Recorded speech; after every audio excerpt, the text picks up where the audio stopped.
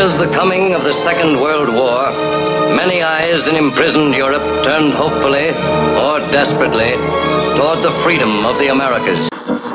In today's society, we are slowly beginning to move away from the traditional norms and values that we once held sacred in America. However, in China, those traditions continue to remain strong. What does this have to do with the price of tea in China? No pun intended. Well, here's the answer today, so stick around and stay tuned because you are now watching The Breakdown.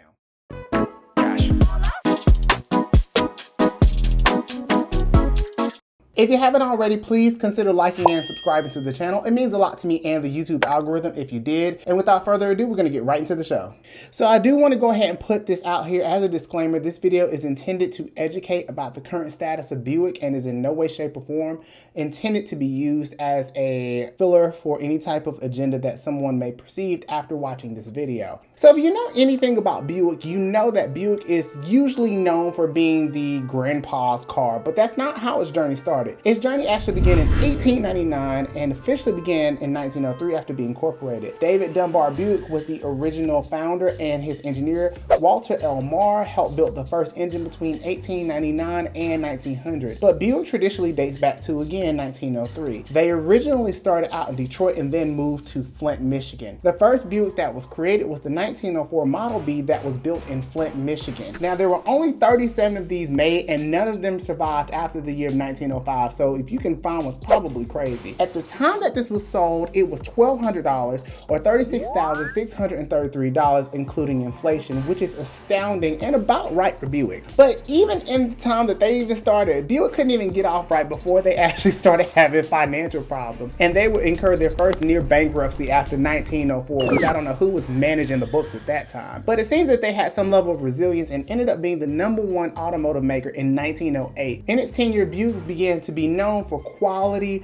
premium, semi-luxury, near-luxury vehicles. As time went on throughout all of the motions of all the automotive manufacturers, because there was a lot at that time, Buick began to become known for making premium, semi-luxury vehicles. One of the big vehicles that they were known for was the big V10 Buick GXX, which debuted in 1970 and had a total of 350 horsepower, which was crazy for 1970.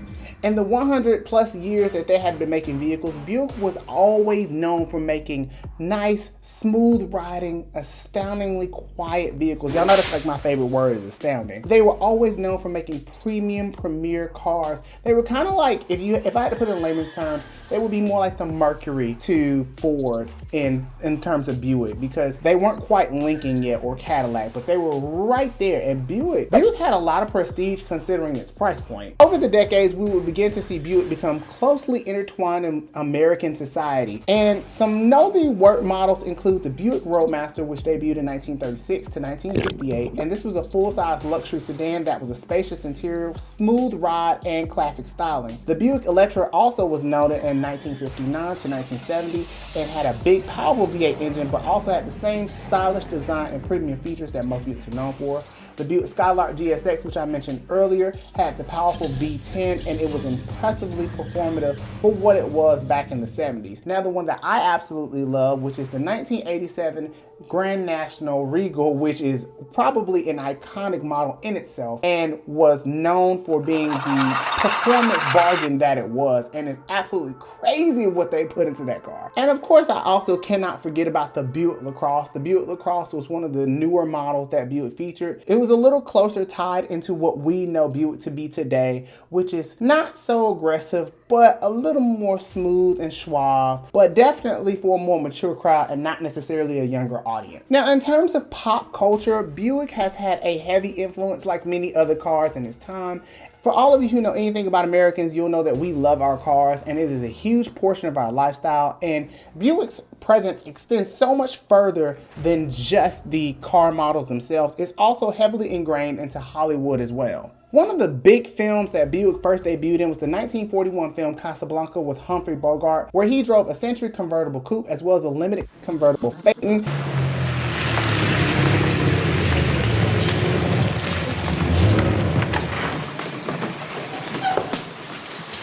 Will you have your man go with Mr. Laszlo and take care of his luggage? Certainly, Rick. Anything you say.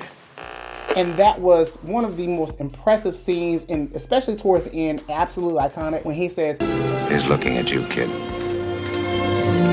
that's the one that he was talking about. In Rain Man, Dustin Hoffman and Tom Cruise drove a 1949 Buick Roadmaster. What I tell you, Ray, I promise you could drive. This is it. At Walbrook, I drive slow on the driveway. Charlie, this is okay. You can drive. Of course, I'm an excellent driver. It's very good in driving. And the McAllister family in Home Alone drove an electric endless Sabre sedan was also in their garage. Ironically, back in 1941, as I said with Casablanca, would also correspond to the film Pearl Harbor, which was set in 1941, where they drove a Buick Roadmaster Phaeton in Pearl Harbor as they escaped the fighting planes and machines. And of course, there's my favorite, which is the 1987 Buick Grand National, which was driven by Vin Diesel in the Fast and Furious.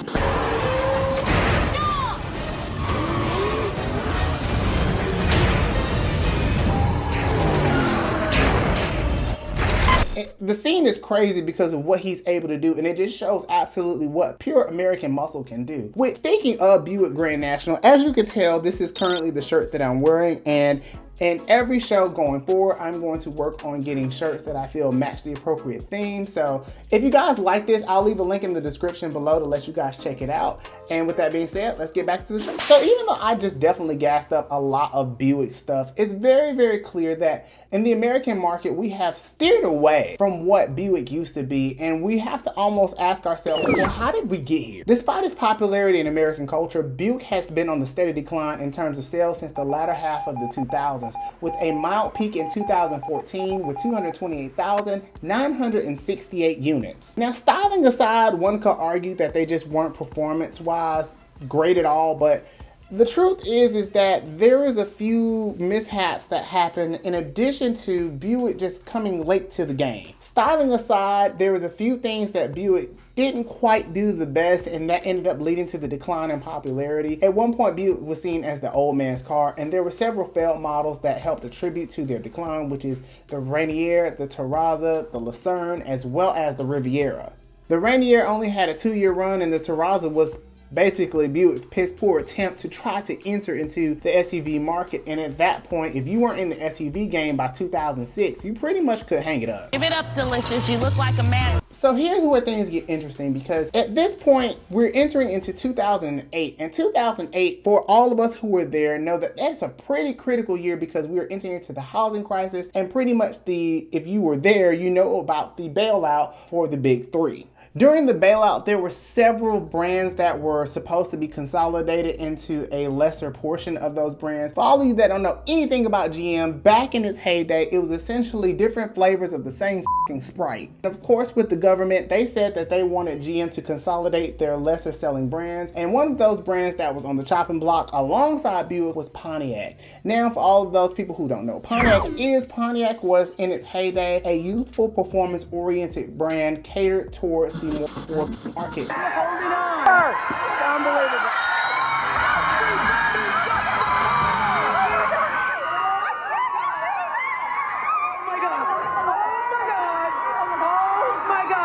And Buick was their upscale brand, and between the two, there was a reason why Buick was chosen. According to Peter Valdez-Depina for CNN Money, GM has a good reason to invest lots of money in Buick because the brand is enormously successful in China and a large and growing new market for cars. In fact, the Chinese market will largely drive the Buick brand. There will still be plenty of stateside input into the design of the cars, GM says, but the emphasis will be where most of their buys are, and that is in Asia. Now we're starting to enter into the influential factors that help lead Buick into China and leave slowly the American market. For a long time, since the 1930s, many influential people drove Buicks, and by 1930, 1 in every 6 cars in Shanghai would be a Buick. So at the time, they would be such a heavy impact to the Chinese market as they were slowly growing, and Buick recognized this as a brand, as GM as an entity also recognized this. Fast forward into 1999, and it's time for GM to go international in terms of their Chinese venture, and in the 1999 plant, the Buick brand was chosen because of its heavy impact and influence on China, and it was probably the best decision that they could have made for the growing market. Of course, during the 2008 housing crisis, it was very evident that many of those brands had to be consolidated, and as I said earlier, Buick was chosen. And this is where we begin to see more and more stake into the Chinese market from GM, and where they begin to put more of their eggs in that basket than the American market. Shortly after the bailout is when we would begin to see more and more design language cues change and to begin to cater to not necessarily the American lifestyle, but more so the Chinese lifestyle. And I will say this is that while Buick is still very much an American brand, a lot of the models that are offered are not here in America stateside. Now, I also want to point out that in China, Buick is considered high prestige, and it is considered a status symbol and an aspiration for many citizens within China, because it is, once again, many people who are influential in China are oftentimes driven in these, ridden around in these, or they own them. In 2009, GM surpassed China's SAIC Motor Corporation as the largest car manufacturer in China. The company has formed a joint venture with several Chinese automakers, and this includes SAIC, which has invested heavily in research and development in China. And GM has also been at the forefront of the shift towards electric vehicles within China, making them the superior brand amongst China and really forging the way for the new EV. That's it, right? EV. GM has also been at the forefront of the shift towards electric vehicles, and you begin to see more and more of them partner with the Chinese companies to develop new technology.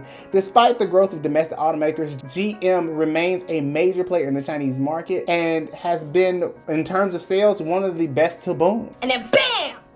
She got hit by a big ass truck. What? According to Statista.com, the leading automobile manufacturer in China was SAIC Motor Corporation, with 2.76 million units sold in 2021. Well, you want to know who SAIC is? You guessed it, a Chinese state-owned company. SAIC would eventually merge with GM to form SAIC-GM, which is pretty much their joint venture, and this would be where we begin to see more and more Chinese Buicks to take the market by storm. In a memorandum of understanding on strategic cooperation signed by SAIC and GM on November 3rd, 2010, the two automakers had pledged to reinforce their collaboration in certain core areas in their business, including the development of new energy vehicles and the creation of a stronger, more integrated role for PATC, I'm not sure what that is, to work on future vehicles and powertrains. GM and SAIC are making an equal investment in the project, which essentially means that they are working to pretty much dominate the Chinese market. And in the same breath is how the American market got left for always, oh, my man, bitch, your man left you for Go ahead and say this. When the Chinese first got Buick, it was not what they was expecting. But fast forward into today, and it is quite a different story. And pretty much every Buick that is on the road is top tier and has every Chinese citizen in mind when it's being developed and built. Over the next 15 years, we will begin to see Buick evolve from a retirement accessory to a more youthful and vivacious brand.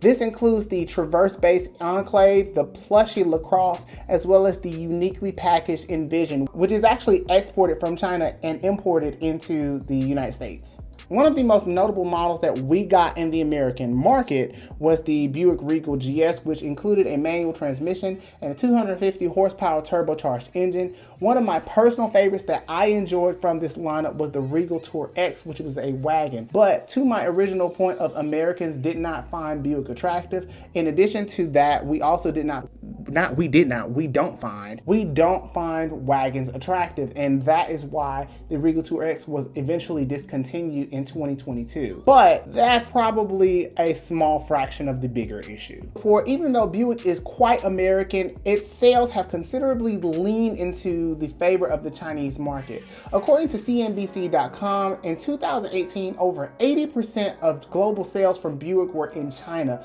with over 1 million units sold. That sales figure amounts to about 5 times the number of Buicks sold in America, and as I said, it's a little above 200,000. Unfortunately, this would be primarily because we as Americans did not buy Buicks in favor of other domestic and import brands such as Ford, Chevy, Honda, Toyota, BMW, as well as the big newcomer into the market, Tesla. Another example of the difference between the American buyer and the Chinese buyer, minivans are still a thing in China, and many of the influential leaders as well as the celebrities still ride around in minivans as they provide a level of limousine-like status and luxuriousness and spaciousness that a sedan could not offer. Now, as we begin to usher in a new generation, which is Gen Z, as the premier, I have a little hope for Buick, but not much, because many of their designs as of late have definitely focused more so into the Chinese market, and it almost appears that Buick in the American market is suffering the same fate that Chrysler is suffering from, which is a lack of sales. Now, Buick has released their Wildcat EV, and they just redesigned the Encore as a refresh model with a little more niceties to it, but it's still not enough. And even at an entry point of roughly $24,000, it's pretty easy to say that many people aren't really interested in Buick outside of the idea that it's an affordable car. To sum it all up, because we are not buying these cars, this is why Buick has become less and less of an American brand and more of a pseudo Chinese brand. And with that being said, it is not unfair, and I do not blame them, because at the end of the day, these car companies only follow the sales. They do not follow what we think they should do. And with that being said, this is the end of the video. If you're interested, go check out my other videos. I just released one about AI technology and how it affects the car buying market.